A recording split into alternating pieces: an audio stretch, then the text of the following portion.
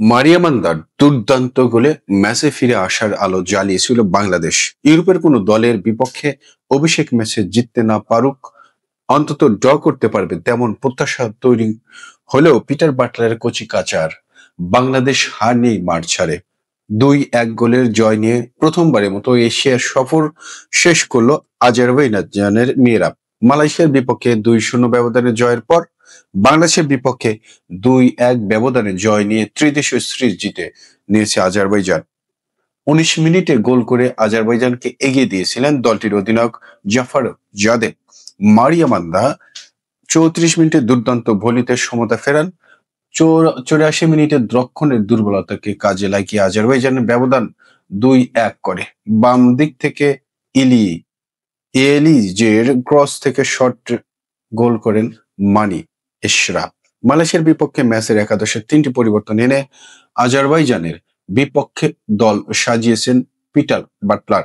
শুরুর একাদশে ফেরান তহুরা, স্বপ্না ও রমিরনকে। তাতে বাংলাদেশের খেলার ধারও বেড়েছিল আগের ম্যাচের চেয়ে।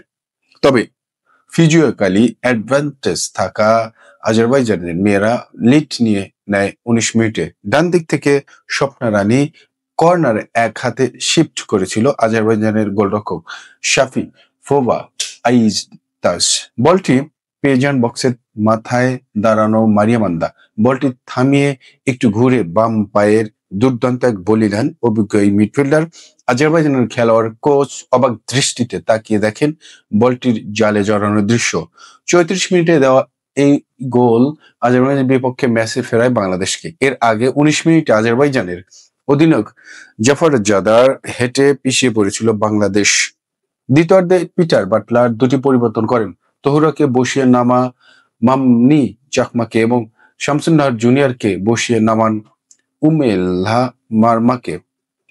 তাতে আক্রমণ ভাগের গতি আরো কমে যায়। আজারবাইজানের কোচ আগারস সিরিজ শুরুর আগে বলেছিল, নারী ফুটবলে ইউরোপ ও এশিয়ার তেমন তফাৎ নেই। তবে আজারবাইজানের মেয়েরা মাঠে বুঝিয়ে দিয়েছেন তারা এশিয়ার চেয়ে কতটা এগিয়ে। প্রথমবারের মতো এশিয়ার কোনো দলের বিপক্ষে তাদের খেলা হলো এই সিরিজ দিয়ে।